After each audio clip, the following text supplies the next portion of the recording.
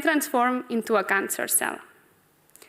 This cancer cell will now have the ability to divide uncontrollably, ultimately forming a tumor. And if we leave this tumor untreated, it will cause the death of the patient. We need, therefore, strategies to try to kill or remove these cancer cells. We have 3 conventional ways to do so. First, we can try to remove the tumor by performing surgery. We can also try to kill these cancer cells using chemotherapy or radiotherapy. However, these conventional strategies are often not enough to kill or remove all these cancer cells. So we need other treatments that will enhance the overall efficacy. And one example would be immunotherapy. Immunotherapy will enhance the effect of the immune system, the defense system of the body, to attack and kill these cancer cells. In this thesis, we focus on the use of radiotherapy as an anti-cancer treatment. For example, when we have a patient with a tumor in the lungs, we will try to direct this irradiation beam as precisely as possible towards this tumor. However, as you can observe, other tissues will also receive irradiation, causing adverse effects. For example, in this case, we often see damage in the lungs, as well as in the heart. The effects of radiotherapy are dose-dependent, meaning that we need high doses to kill a lot of tumor cells. However, the same will happen in case of the healthy tissues. The more irradiation dose we give, the more damage we will cause in these. So we need to try to prevent this. And one way to do so would be to try to make the tumor cells more sensitive to irradiation. So with the same irradiation dose, we can kill a higher number of cells. On the other hand, we can try to protect these healthy tissues against the radiation damage. But let's try to explain this with an example. If we go back to our patient with a tumor in the lungs, as you can observe, this patient will also receive irradiation of the vertebra and also the heart and the blood vessels close to the heart. And if we take a closer look at these blood vessels, we can see that they contain blood, and therefore blood cells. And one of these blood cells are the lymphocytes. The lymphocytes are part of our immune system, the defense system of the body. And they are responsible for fighting infections, but they will also attack and kill the cancer cells. However, as I just mentioned, when we irradiate the tumor, these blood vessels, and therefore these lymphocytes, will also receive irradiation. And this, because they are very sensitive, they will die, leading to a decrease in the number of lymphocytes that we know as lymphopenia. Interestingly, what has been observed in clinical trials is that these patients that suffer lymphopenia have a lower survival compared to patients with normal lymphocyte counts. So this suggests that lymphopenia has a negative impact on the efficacy of radiotherapy. As I already mentioned, radiotherapy is often combined with immunotherapy. But how does immunotherapy exactly work? Well, immunotherapy will increase the effect of the lymphocytes to kill and destroy these tumor cells. However, because of the irradiation, we will have a decrease in the number of lymphocytes. And therefore, we speculated that if we have less lymphocytes, immunotherapy won't work as well. And therefore, less cancer cells will be killed. So this is what we wanted to investigate in the lab, whether this lymphopenia has an effect or a negative effect on the radiotherapy and immunotherapy.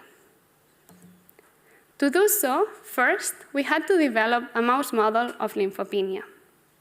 We did so by irradiating the blood vessels close to the heart, since they contain a lot of lymphocytes, or the vertebra, since it's the place where the lymphocytes are being produced.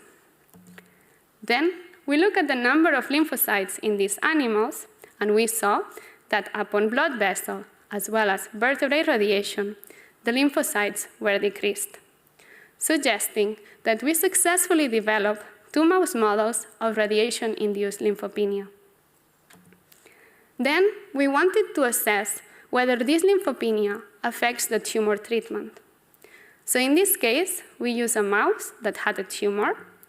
We irradiated the vertebra or the blood vessels, and then we treated the tumors with irradiation and immunotherapy.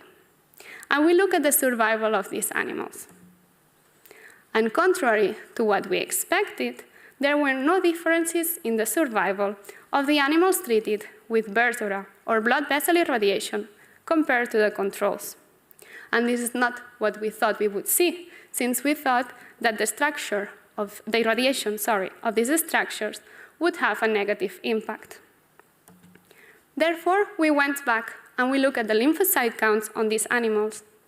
So upon blood vessel or vertebral irradiation, these animals showed a decrease in the number of lymphocytes. However, we discovered that as soon as we administered immunotherapy to these animals, this immunotherapy was able to increase the number of lymphocytes, suggesting that it could revert the lymphopenia. To conclude this first part of my presentation, I would like to say that we successfully developed 2 mouse models of radiation-induced lymphopenia by irradiating the blood vessels or the vertebra, and that the use of immunotherapy was able to increase the number of lymphocyte counts, reversing radiation-induced lymphopenia. Lymphopenia, however, is not the only adverse effect that irradiation causes in cancer patients. For example, in lung cancer patients, as well as breast cancer, due to the similar location of the tumor, we often see damage in the lungs. And in case of breast cancer patients, also on the breast. We need, therefore, strategies to try to prevent these adverse effects in the healthy tissues. And one strategy that has been proposed is the use of caffeic acid phenetyl ester, which you will see abbreviated as CAPE. So we wanted to investigate the effects of CAPE to see if they were able to protect these healthy tissues. To do so, we started with breast tissue that we isolated cells, then we irradiated to induce damage, and we treated them with CAPE. And we look at the survival of these cells, the number of cells that survived. And as you can observe in the graph, irradiation decreased the number of cells that survived. However, when we use CAPE, the number of cells that survived was higher, suggesting that this compound was able to protect the healthy breast tissue. We performed a similar experiment, in this case in lung tissue, that we collected from mice. We irradiated this tissue, and we treated it with CAPE. And in this case, we look at the levels of inflammation, since inflammation is a marker of radiation damage.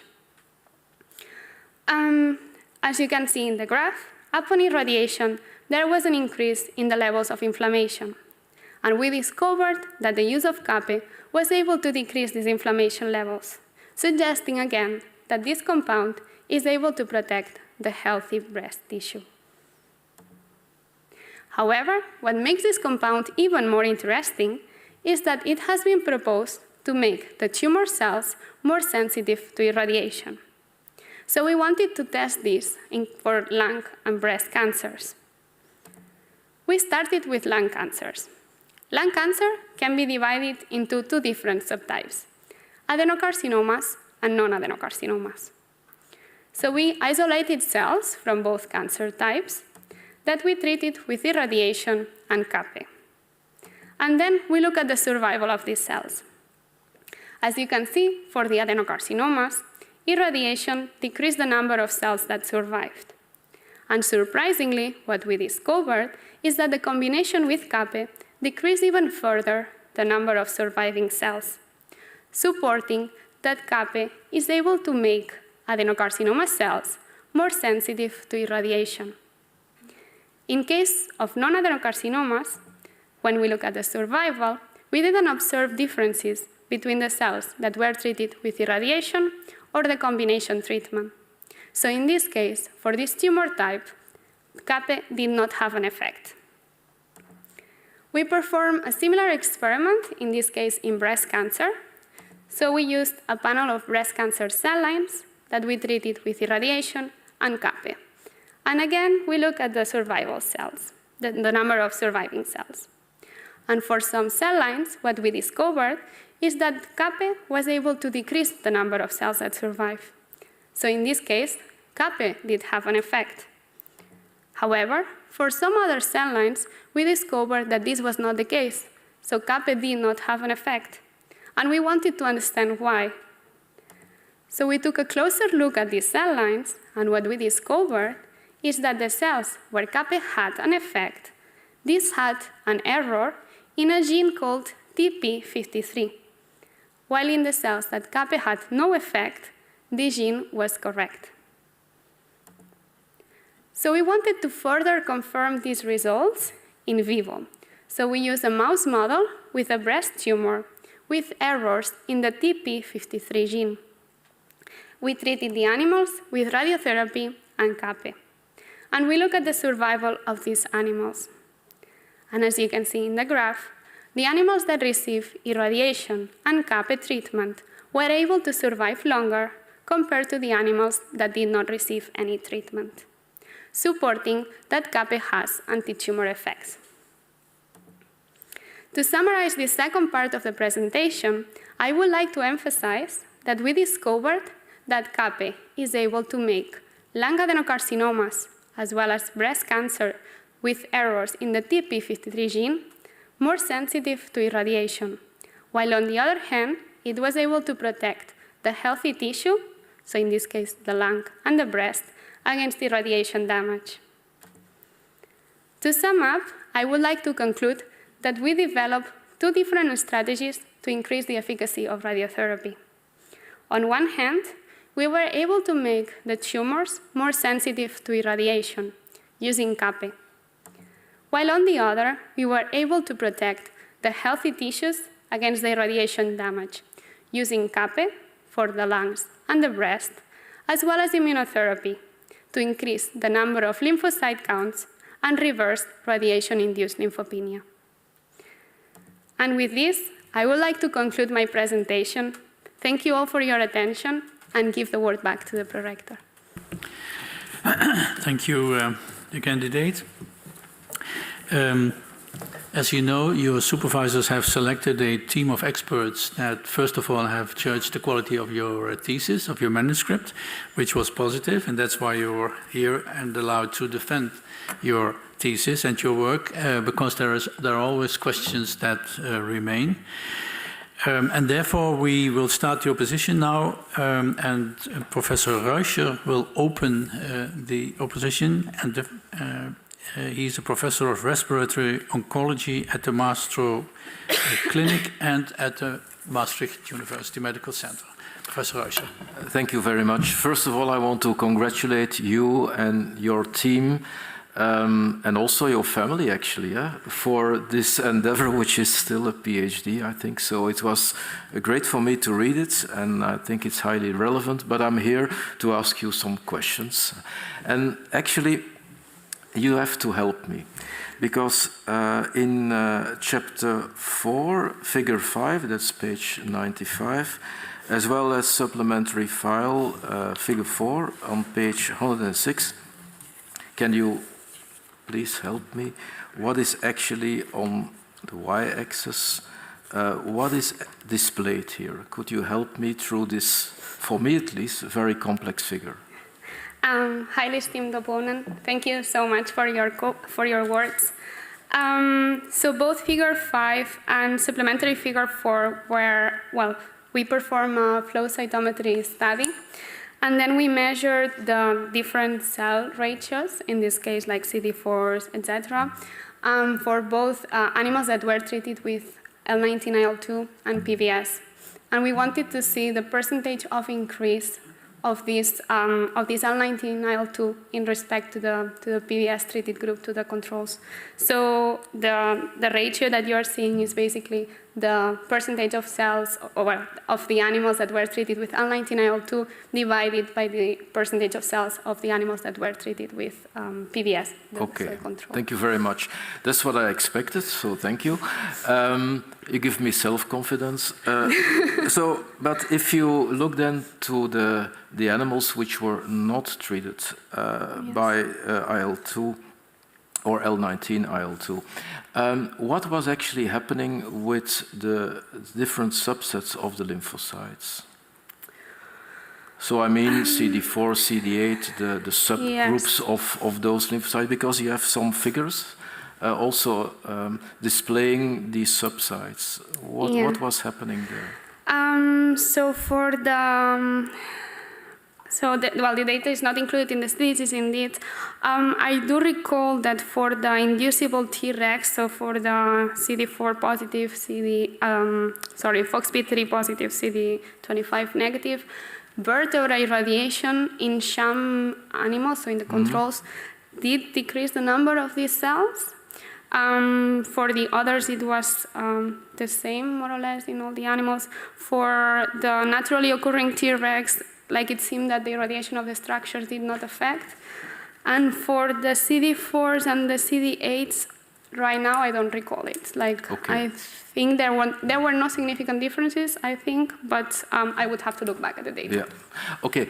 And actually also in the same chapter, chapter 4, you mentioned in the introduction and also in one of your nice slides that you expected that the radiation-induced lymphopenia would affect prognosis, basically, based on some patient data.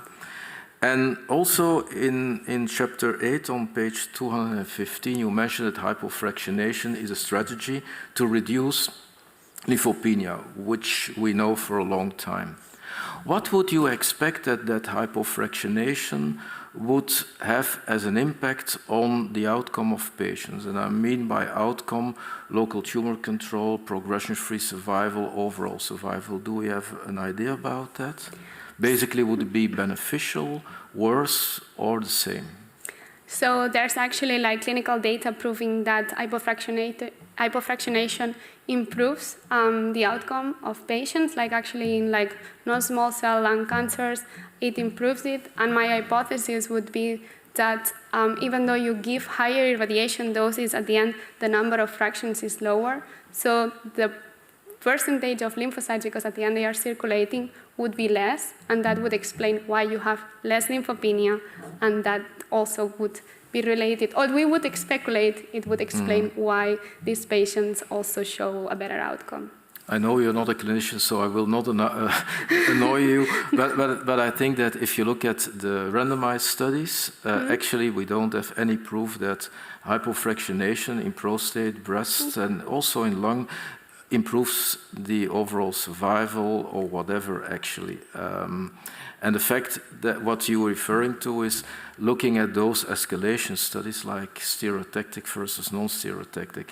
So basically in patient, it doesn't work, and actually you show also in mice that it doesn't affect this. So I have I will stop here because we can discuss this very nice thesis for a long time, and I will give the word back to Mr. Pro-Rector. Thank you, Professor Reicher. The opposition will be continued by Professor Pushy. Professor Pushy is present online. Welcome, Professor Pushy. He's a professor of applied radiobiology at the University Hospital in Zurich. He's on. Please go ahead, Professor Pushy. Yes. Do you hear me? Do you hear me? Question? It does not work somehow. Please just give me a sign whether you hear me. Yes, yes, we do hear you. Okay. Okay, perfect. So, dear Pro-Rector, thanks a lot for giving me the opportunity. And dear Èlia Prades Sagarra, I really also would like to congratulate you. It's a great thesis.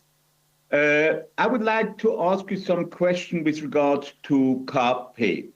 So you tested it both in lung adenocarcinoma, non-adenocarcinoma, and memory carcinoma.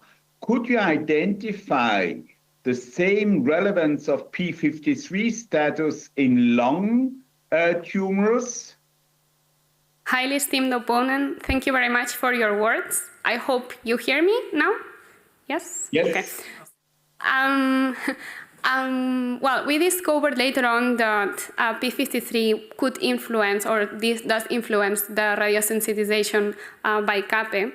So that was after performing all the lung study. But we still looked back at the cell lines that we used, and what we discovered is that all the adenocarcinoma cell lines that we use, so all the ones that were radiosensitized, did have a mutation in the p53 gene. So that could also explain, well, this is also supporting our data on the breast study that the radiosensitization is linked to the p53 status. However, for the non-adenocarcinomas, 2 of the cell lines had the mutation and 1 did not have it. So for the non-adenocarcinomas, we would still have to investigate whether the tumor type is predominant to decide the effect of CAPE before p53 or not, mutation or not. So these data on the p53 is actually intriguing, because you can imagine you would also like to reactivate the p53 status so that it sensitizes for ionizing radiation. So did you test also a combined treatment modality, radiation, CAPE, and a reactivator of p53? Indeed, it's one of our hypotheses that CAPE is somehow increasing the levels of p53, or if not, stabilizing the molecule when it's mutated, so it can regain the function and then lead to overall radiosensitization when combined with irradiation. But did you test that? No, not directly, no. It's still work to be done. How would you test that? We did actually use isogenic cell lines with the p53 mutation and without the p53 mutation. So, and with this we proved that the radiosensitization is mediated or depends on this, the status of the gene.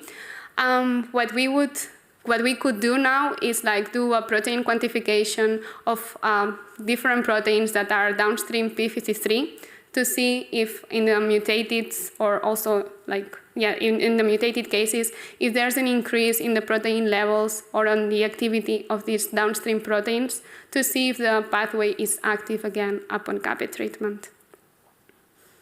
But the normal tissue is p53 wild type.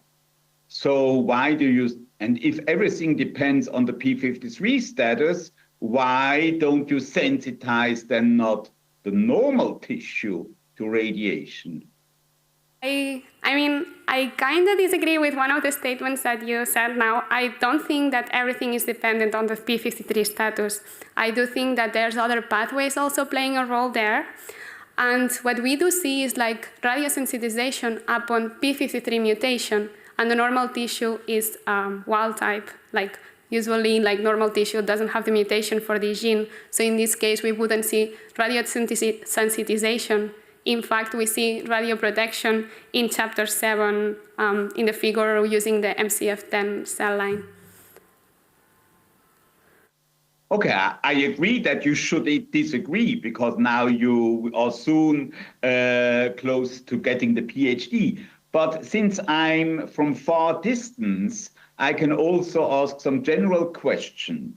So when CAPE does sensitize for ionizing radiation on the individual tumor cell, so what kind of readout would you do to further mechanistically identify what actually leads to enhanced radiosensitization?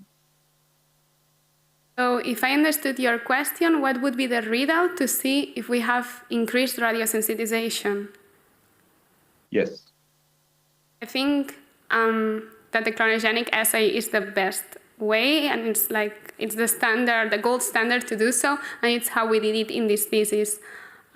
We can, of course, look at other secondary readouts, such as we can see if there's more apoptosis, if we have higher DNA damage, but yeah, this will only tell us if more cells are dying or if we cause more DNA damage. But for radiosensitization, I do believe it's the clonogenic assay. Well, clonogenic assay will be the quantitative readout. What do you expect with DNA damage? So I would expect that upon CAPE and irradiation treatment, we see more DNA damage or more unrepaired DNA damage. And I do think it's because, so we know P53 will lead to apoptosis, so we will have more DNA damage also because of that, but also because of activation of different pathways, it will also impair the DNA damage repair systems. So at the end, we will also end with an accumulation of more DNA damage, and that may explain the radiosensitization effect. And how at all could there be more DNA damage? You mean induced DNA damage or less repair? Time, can you briefly answer the question? Well, I think it will be a combination of both. That was a very diplomatic answer. Thanks a lot. You, Professor Prussi. Opposition will be continued by Dr. Span. He is Associate Professor in Radio Resistance at the Radboud University Medical Center in Nijmegen. Professor Span, yeah. Thank you, Prorector. So, dear candidate, like everybody else probably, I want to congratulate you on your completion of your thesis. As I also noticed in your acknowledgements, it's been a rough ride, I guess, but it looks marvelous. And I do some teaching to medical students and biomedical students and radiation oncologists in training. And we often talk about the therapeutic index, therapeutic window. So I was really impressed, and I love your figure 1 on page 14, and I'm going to steal that for my presentations. However, I'm missing one important technique for the normal tissue complications. For radioprotection, you indicate charged particles, flash, different compounds you can give, different ways of spreading the irradiation through the body. Yet there's another way of doing that, and you actually apply that technique to your mice. So I wonder if I can tempt you to guess what technique I'm missing. Well, highly esteemed opponent, thank you very much for your kind words. Feel free to use a figure, of course. And so what technique I'm missing? Of course, this is just like I took this figure as a summary. There's a lot of techniques that we may be missing.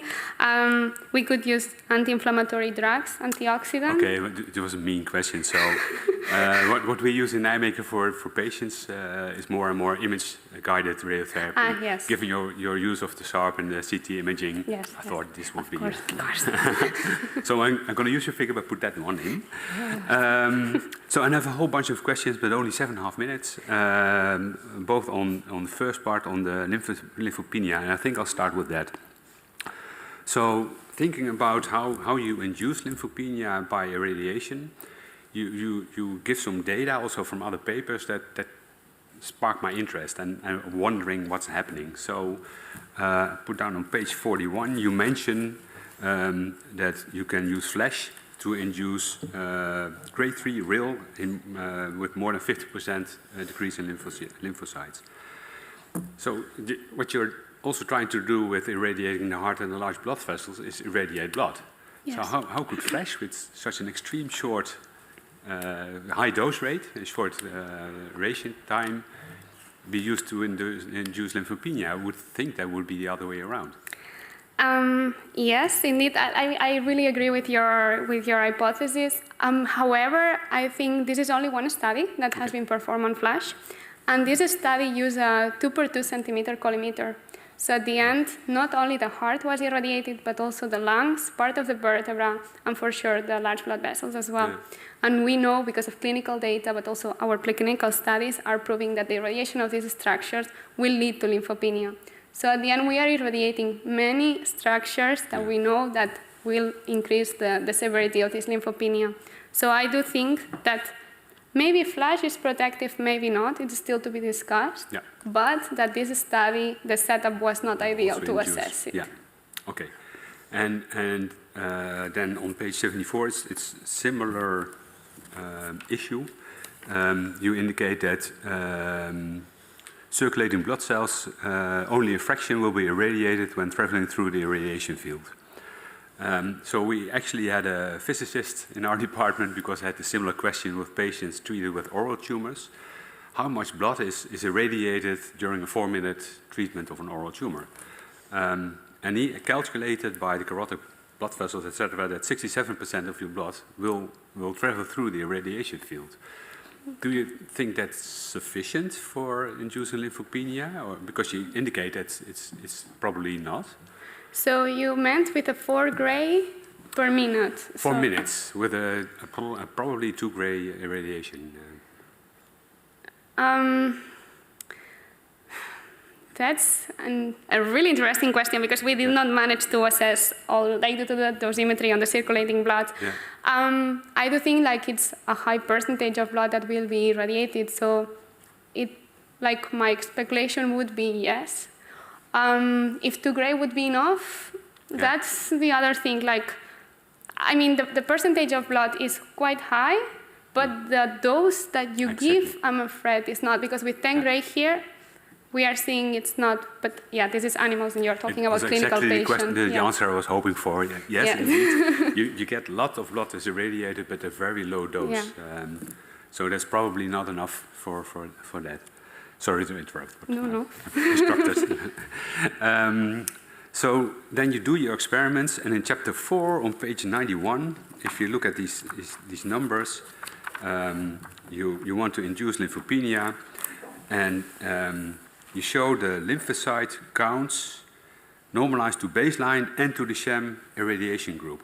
So why did you normalize to both? Just a technical question, because it's quite difficult to interpret what you're looking at here. Yeah, so I think it's very important that we normalize to baseline, because every animal has a very variable start of lymphocyte. Like we did see a variation between I think 6,500 to 1,100. No, 11,000, sorry, counts. Yeah. So that's a lot of variation, so that's why we need to normalize to baseline. And I think if we normalize it to sham, it's also visually easier probably to read. So, and then trying to interpret, if you say, okay, I have these 3 treatment groups, you see a lot of variation already in the sham treated group. Yep. And then you compare survival, etc., between these groups, and you don't see that much. Did you try to look at those animals that had lymphopenia compared to those that did not, rather than whether they were treated or not? That's a good question, and it's, I think, very interesting. However, it is difficult to set a threshold to say which animals did have lymphopenia and which animals did not, because as you mentioned, we have quite a high variation in the sham. So where to set the threshold for that there's lymphopenia or not, it's a bit complicated. So we did not look at that because of... But can you test that the animal before treatment and after, and then just take the animals with 30% or more?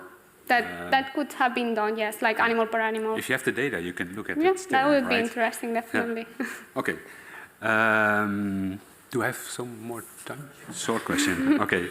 Then we go to the other part. Okay. No, that's going to take way too much time. So just a question on your delayed plating technique. I'm sorry, what? Delayed plating. So you treat with CAPE and irradiation, and then plate cells again, single cells, and look at colony survival. You mentioned there that on page 162, I wrote them all down, that Calu-6 and fibroblasts had a very low plating efficiency. So could that have anything to do with your order in which you treat these cells? are these cells very sensitive to the treatment and then just die before you can plate them? So you meant for the two cell lines that are lung fibroblasts, like normal tissue, right? Yeah. No, this is just like an interesting thing of the cell line. Like they don't form colonies because they are not immortalized. So they don't have the capacity to form colonies because they are normal tissue. So it's independent of the pre-treatment? Yes. Even pre-treatment, no treatment at all. Okay, I'm satisfied with your answers and give the word back to the program. Thank you, Dr. Span. Your position will be continued by Dr. Kurt. Her expertise is in radiobiology at the German Cancer Research Center in Heidelberg. Please. Thank you. Dear candidate, first of all, thank you for this wonderful thesis. I really enjoyed reading it. My question concerns the radiosensitivity of your mouse model and how this compares to the human. Maybe you can elaborate a bit on this. Highly esteemed opponent, thank you so much for your words.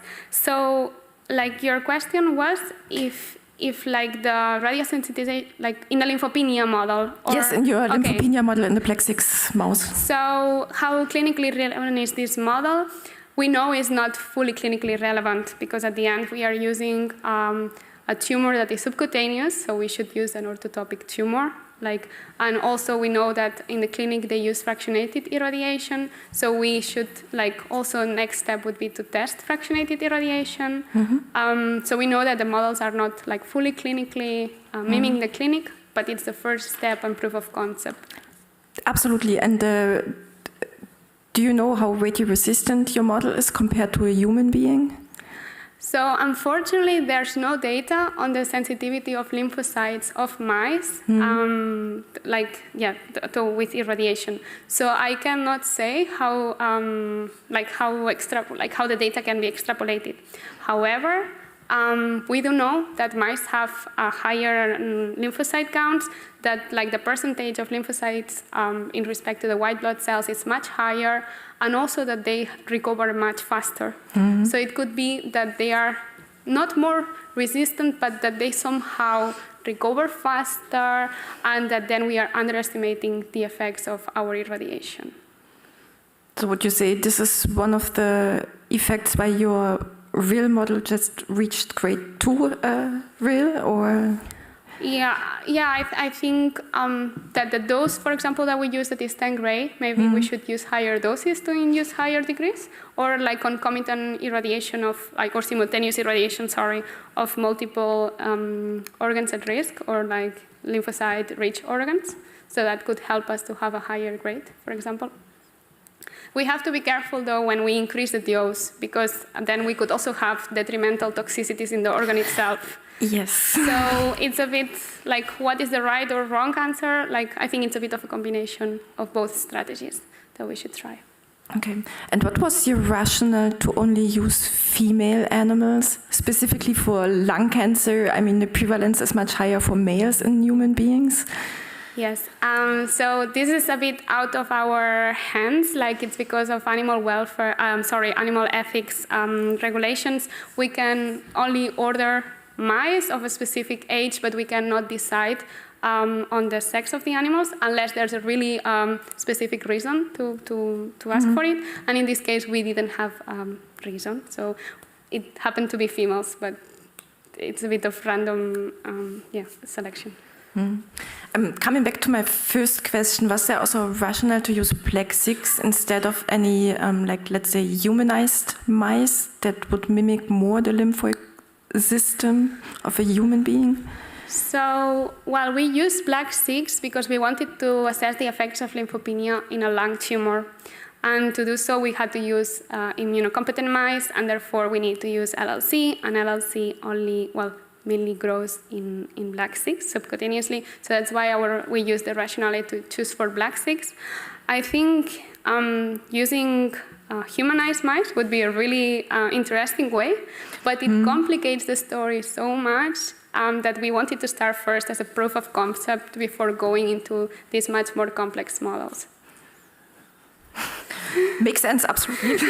That's what we also do. So coming to chapter 6, just a short question. The tissue slices you used, which sex or biological sex were those? Also just female?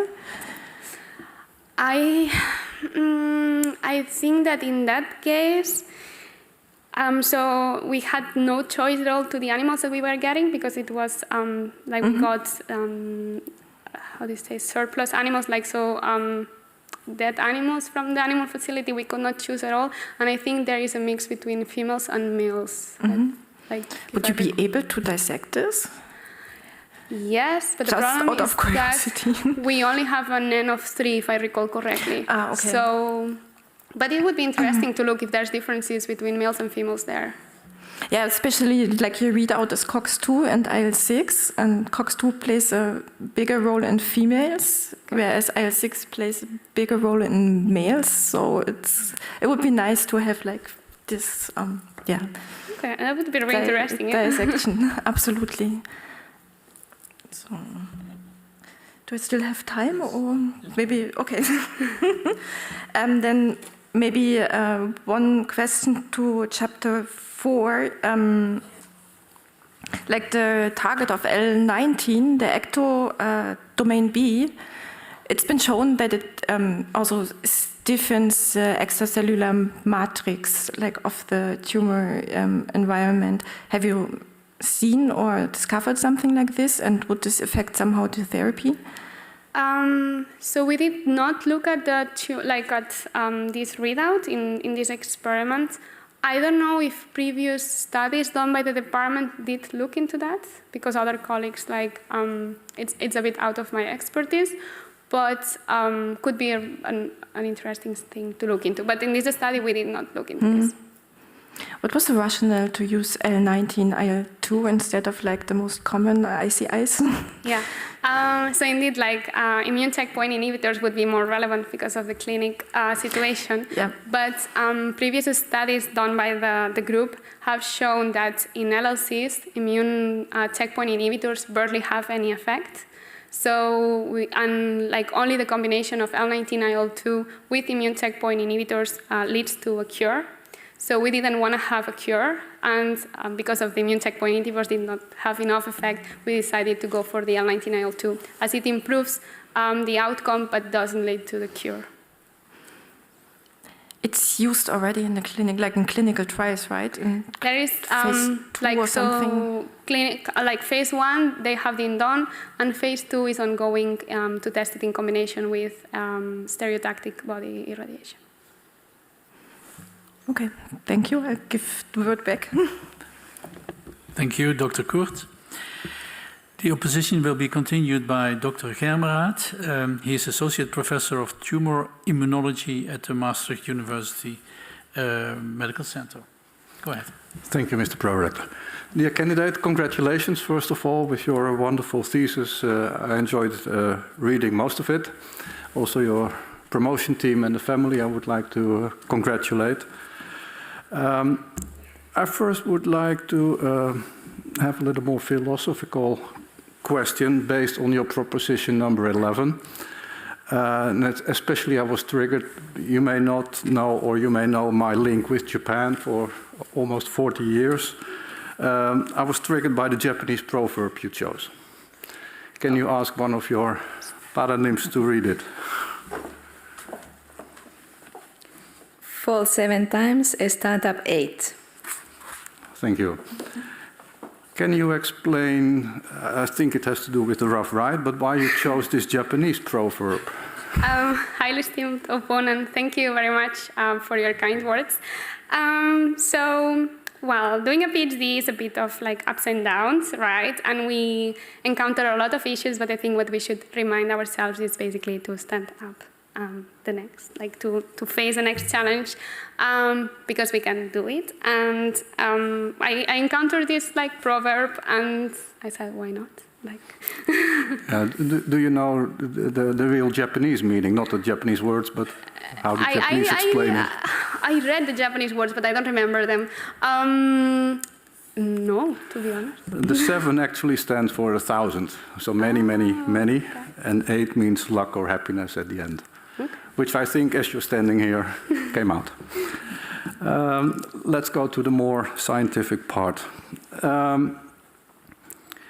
You talk about radio-induced lymphopenia, yet you show mainly data on T cells, Yes. which is, of course, one of the lymphocytes.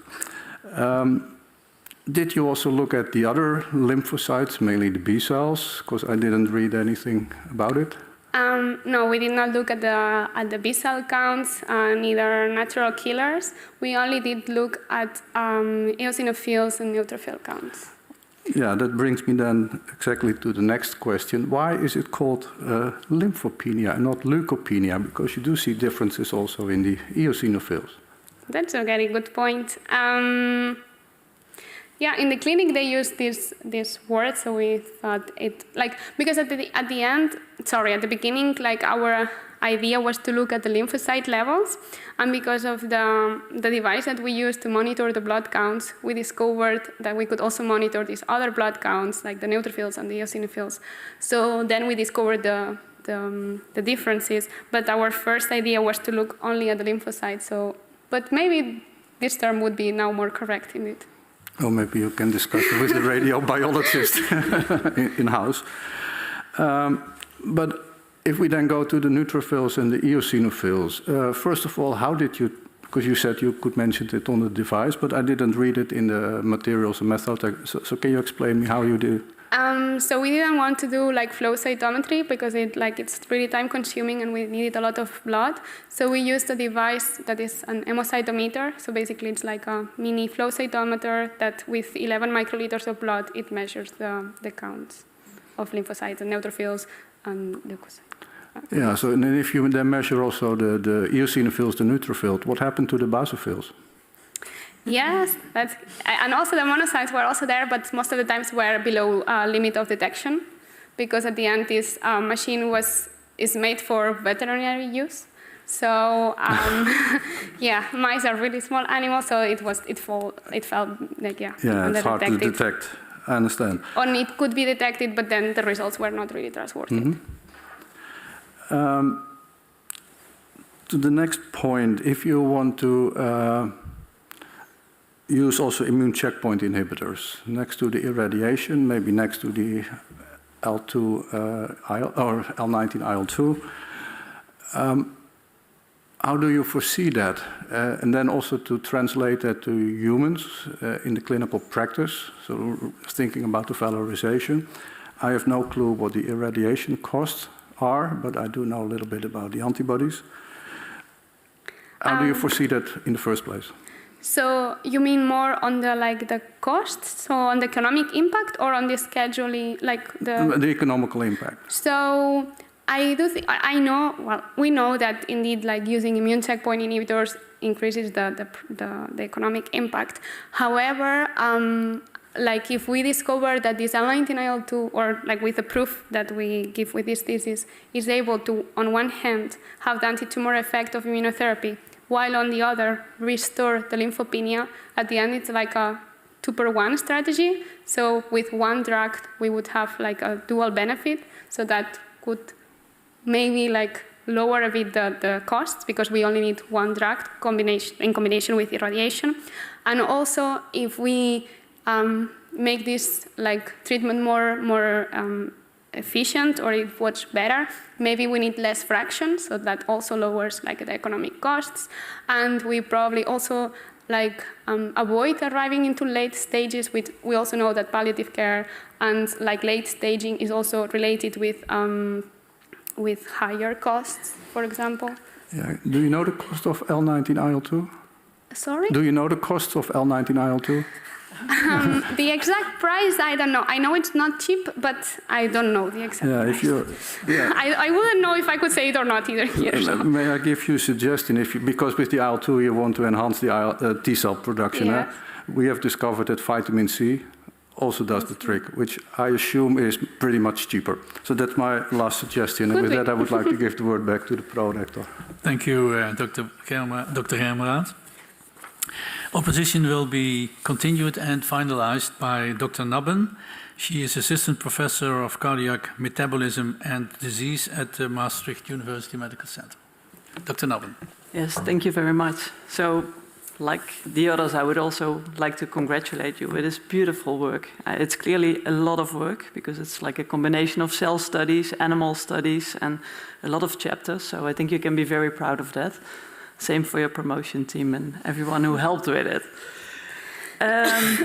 But yeah, as was just mentioned, I'm more an expert. I'm not so familiar with oncology and radiotherapy. I'm more into the heart and metabolism in the heart.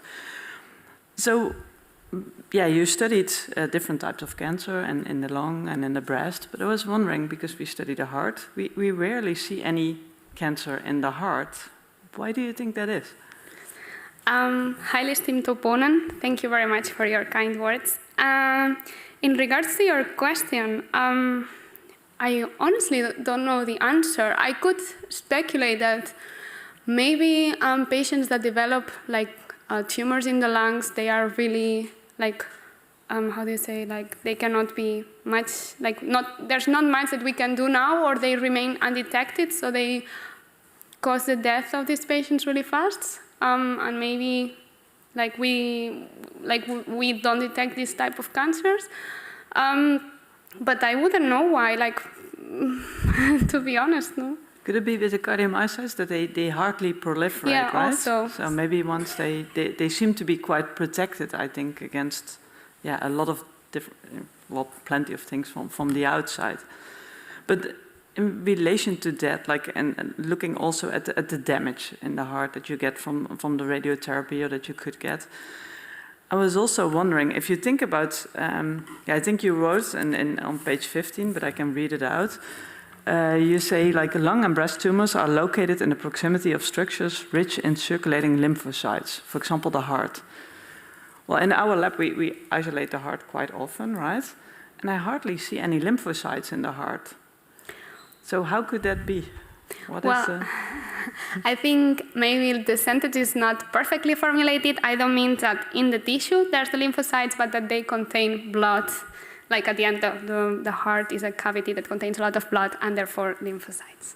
Okay, so would that mean that the heart tissue is still quite okay? Would it stay, like, is it protected then when you think about radio? So, unfortunately, there's not a lot of studies about the sensitivity of the heart. So we don't know if, well, we know, of course, it's sensitive, but we don't know the degree of sensitivity or if there's like subregions of the heart that are more sensitive than others. So this still needs to be investigated. Okay. And knowing that, well, you kind of know how it works, right, the radiotherapy, and thinking about the cardiomyocytes, that they hardly proliferate, they are highly oxidative. Would they be sensitive, you think, to acute damage? So, well, at the end, like acute damage, maybe no, because they are not proliferating, but we do know that in, for example, breast cancer patients, now there's a lot of evidence coming that patients that had like cancers and were treated like 10, 15 years ago, now they are starting to develop cardiomyopathies because the incubation period of this damage in the heart is really, really long. So maybe in acute terms, it seems of a tissue that it's more not radio-resistant, but let's use this word. But in the long term, we see that at the end, like, it leads to a lot of complications. Yeah. So more studies should be performed on the radiosensitivity of the heart. Yeah. Okay. Well, since it's almost time, I'm not going to ask about soccer anymore today. But thinking about the animal model, I will go there. So with the breast cancer, what type of, if you're thinking about females, so what age range are they most sensitive to develop breast cancer? You mean mice, or you mean in humans? In humans. Yeah. Well, I'm not a clinician, but I think around like 35, 40 would be the start. But I don't know what is the age where it's more predominant. Okay, so it's not like menopause related or anything. It could be. At the end, it's also like a lot of change in the hormones, so it could be that then we also have another increase, but I'm not sure. Okay. And then switching quickly to the metabolism. You can pose your question and you can briefly answer. A very short question, because I read somewhere that you wrote that you measured mitochondrial ATP production. Yes. So I was wondering, how did you measure ATP production? So we used a device that is called the seahorse, and basically it's using mitochondrial stress kit, kind of. We can measure the differences in oxygen consumption, and that gives you an indication of the ATP. We're using different compounds, and so, like, okay. Shortly. So not really production, but it's a derivative, like. Yes, exactly. Okay. So thank you. Thank you, Dr. Nobben. Ms. Prades Sagarra, the time appointed for defending your thesis has passed. The degree committee will now withdraw to discuss the quality of your thesis and the quality of your defense, and I request you and your company to await the results of our deliberations and our return in this room.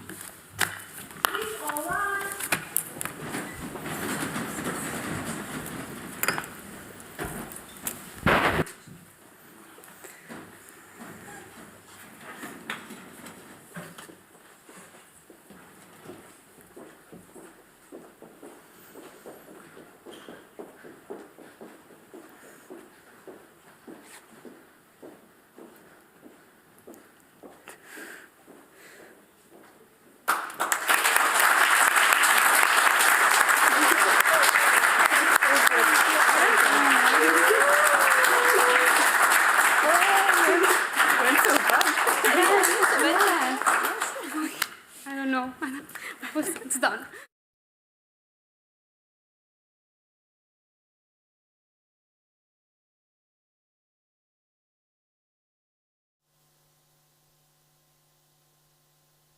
The PhD defense has now ended.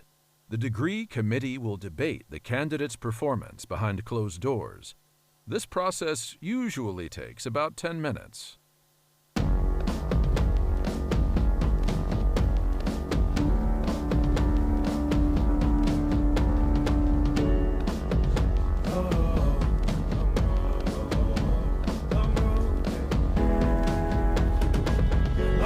Southside, 10 miles in my rearview mirror. I know what it felt like. My goal's only getting clearer. East side to the west side. No place like home. If it's questions that you've got, go the extra mile and die.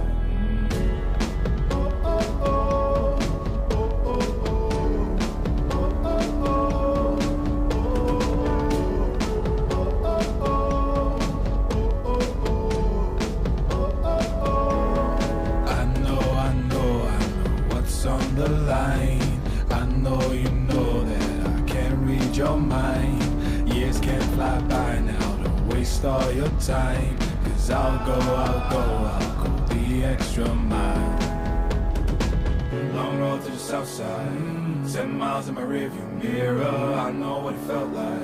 My goal's only getting clearer. East side to the west side. No place like home. If it's questions that you've got, go the extra mile and die.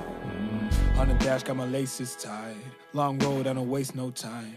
Break rules because fate decides. With the team and we chase the light. I make a move, fall down, shake it off. I hate to lose that branch, break it off. No room for negativity, praise and love. Prepare for deep part cause we're taking off. The mileage, traveling so far from home. Gathering knowledge, other connections.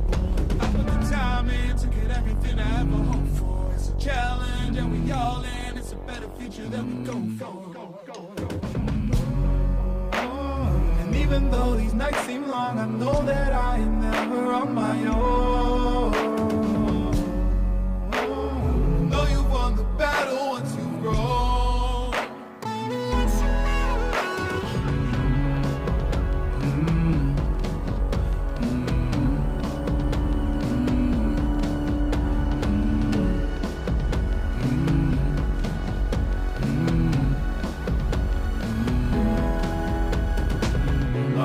Southside, 10 miles in my rearview mirror. I know what it felt like. My goal's only getting clearer. East side to the west side.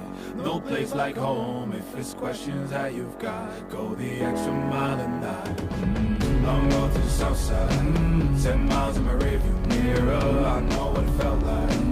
My goals only getting clearer. East side to the west side. No place like home. If it's questions that you've got, go the extra mile and night.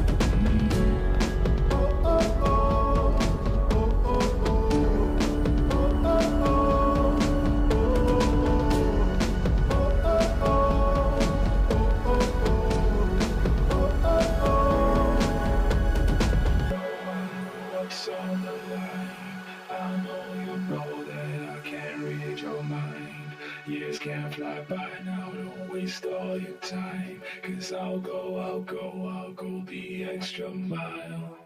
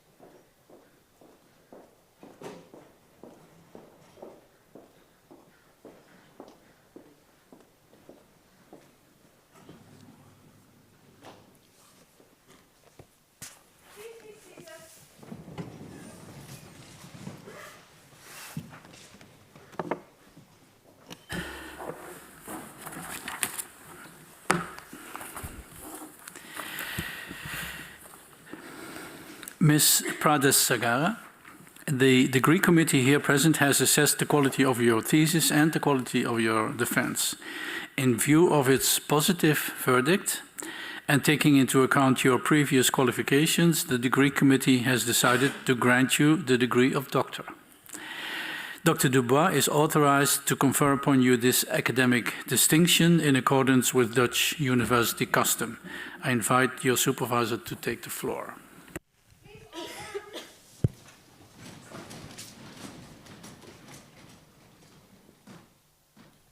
If I can get free of this chair.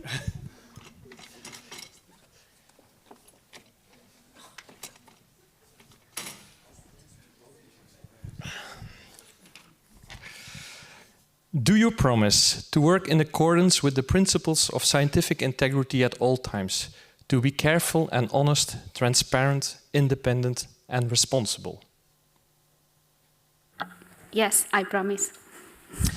By the authority vested in us by law, and in conformity with the decision of the committee here present, I hereby confer upon you, Èlia Prades Sagarra, the degree of doctor and grant you all rights attached by custom and law. As evidence of this, I now present you with the degree certificate signed by the rector, the secretary, and the other members of the committee, and affixed with the official seal of the university.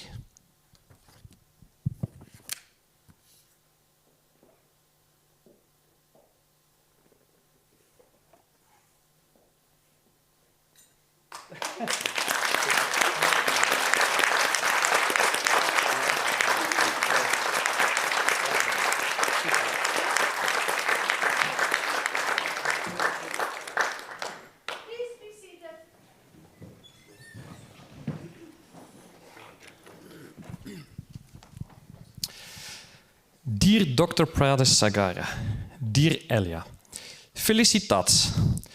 També m'agradaria enviar les meves felicitacions als teus pares familiars i amics. Hey. No idea if I pronounced it correctly, but at least I tried. So what I've said, my congratulations with your PhD, and especially also on behalf of Ala and the whole department. You always will be my first student, where I can give the diploma myself. Before continuing my laudatio about you, I would like to first thank all members of the reading committee and the oppositions for their efforts reading the thesis and preparing questions for you. It's really highly appreciated. We all agreed that you have written a very nice thesis and that you have done a very good defense. So, let me take the opportunity to give some more details on what you have been doing the last 4.5 years here in Maastricht. Mainly the things you have been doing beyond science, especially what you have presented today. So you have been working as a PhD student within the Marie Curie international training network named TerraNet. Well, almost not, for a couple of reasons. The first reason, as you know, when you want a new job, you have to put in an application. So after the first application round, nothing about Èlia, there were no suited candidates. So I had to advert a second application round. And eventually I found a candidate which was offered a position, but finally refused. Meaning I had to put forward again the application a third time. And there Èlia came. There Èlia applied for. She went through all the selection procedure and applied and accepted eventually the position. So for me, third times is a charm. Second reason, COVID lockdown. So we decided to only start essentially after the first lockdown, somewhere in August 2020. However, I think it was end of May, beginning of June, I called Èlia, but she didn't pick up her phone. So I left a voice message asking her to call me back urgently. And I don't know, but for one or another reason, Èlia thought that I've changed my mind, because you have to know not all paperwork was signed, so it was not all yet in place. But that wasn't the reason why I called her. I actually wanted to ask her if there was a possibility to do already online the animal course in June, July. But anyhow, once you started in the lab, you became very fast acquainted with the different lab techniques. different types of experiments, different readouts, but especially with clonogenic survival assays, which you all have been witnessed in the thesis in chapter 6 and 7. Sorry. So I've done some calculations. So the data presented in chapter 6, they needed 972 dishes. Data in chapter 7, 1,836 dishes. However, this is only an underestimation of the amount of work that you have been done, as several times a clonogenic assay failed because no colonies, irradiator broken, second irradiator broken, contamination. So I went back to the server because Èlia, highly structured as she is, everything is on the server. So, and I could trace back that you, or at least one of your students, have used in total 5,220 dishes for clonogenic assays. I think now that you know for sure how to do a clonogenic assay. I'm not going to say that you're the queen of the clonogenics, because there's somebody here in the audience who still have done 3 times more than you, but you're getting close. I only can imagine the feeling that you had when you could throw away all those dishes. During your PhD, you became a member of the TerraNet community and had the opportunity to travel a lot. So you went, well, at least online, to Zurich and Essen, but physically to Dresden, Piemonte, Utrecht, Oxford, and Paris. During those meetings, you not only have to present your work in presentations, posters, pitches, but also got training in soft skills, including a glass or several glasses of wine. Within TerraNet, you also needed to do a secondment. Anouk is here also in the audience, meaning going to another lab to learn something that might be useful for your own project. So we thought Paris would be a nice option and a nice possibility to learn how to use this ex vivo precision cut lung slices, which you afterwards also have implemented here in Maastricht. But you also have experienced that although the good wine and food, that's a quote from her acknowledgements, things go differently in another environment. If you now think that Èlia had enough of all this traveling, you're wrong. She also went to Copenhagen, Oslo, Antwerp, Rotterdam, a second time to Utrecht for different meetings and symposia. But Èlia was always very considerate for the budget that was available for her research. So she applied for several travel grants, allowing her to participate in those meetings. But Èlia also traveled back several times, back and forward to Barcelona, which is, well, obviously being far from home. But another important reason for her to go back to Barcelona, especially during periods when experiments failed or when results were impossible to be explained, I don't think that's the reason why she went back to Barcelona. Èlia simply missed the warm sun from Barcelona here in the Netherlands. So Èlia is a warm person by heart, but she also needs this warmth. You started your acknowledgements with the sentence, teamwork makes the dream work. Before actually saying to a lot of people in your acknowledgements. But I genuinely believe that in the PhD defenses that will follow from your fellow PhD students, that your name will come back several times. Because you have been a driving force in this team. You helped with experiments of several other people, even late at night. You brought chocolates and cookies for people who helped you. You took the initiative to organize journal clubs. Well, I asked her, but okay. You took the initiative to organize social events, to buy presents, etc. So you really are an example of a team player. And for that, I would like to thank you. So obviously, there are many more other things that I can tell you about Èlia and about her PhD project. But yeah, I need to ensure that I remain within my allocated time as well. Therefore, one more thing. But in my opinion, probably the most important thing. And this is your perseverance and eagerness to learn and to understand new things, which is typical for a scientist, but especially for you. You have, for example, set up different meetings with Frank Verhagen and his team to fully understand all physics-related aspects regarding your project, especially in context of dosimetry. You always wanted to know more, to have a solution, to have an answer. So far, in my whole career, I never have had a PhD student that came into my office saying, I have one question. Eventually, it remained never with one question, but with several. So now, there are no more questions. Well, at least not from the opposition. There are still some questions from reviewers that we need to answer from your last 2 submitted papers, but that will be done in short notice. So we will still see each other soon. Good luck with anything that comes next, be it within industry, academia. I know already now that you will be successful. Gracias.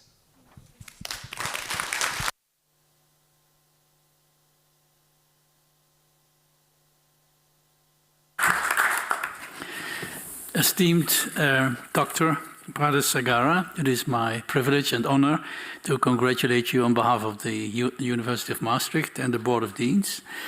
I also would like, of course, to congratulate your supervisors, Dr. Dubois, and co-supervisor, Dr. Jaromina. I would like to congratulate your partner, Joël. Congratulations, and of course, your parents. They did a very, very, very good job. Family, friends, of course, all congratulated, but also those that have collaborated. And I hear those are many, and I saw your acknowledgements. Almost the largest chapter in the thesis.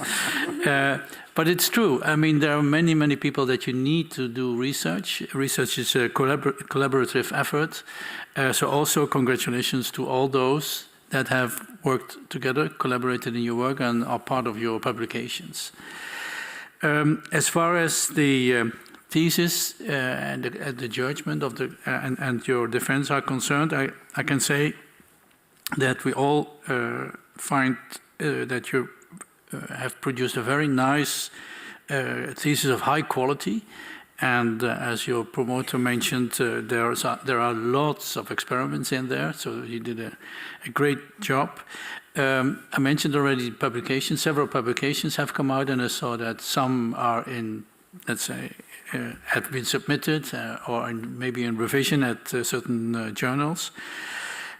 As far as the defense is concerned, you seemed very relaxed. Was that the case? It seemed, at least for me. It was an active opposition. And I think you demonstrated that you have grown from an ambitious student into an independent scientist. And that is what we want, and that is what this is all about, a PhD study and a PhD defense. So congratulations again, and good luck with your future career in science, and keep up the good work. Before we go to the reception, I have a few announcements to make. I would like to ask the audience to already go to the Refter, where we will have the reception. All of us will remain in this hall, and we will make a picture together with Professor Pucci in the back. And also, then we will go to the stairway, to the staircase in the hall, and we will make an additional picture together with the parents and Joël, of course. So I would like to invite the parents to stay here and to join us for the pictures. And having said so, I close this academic ceremony.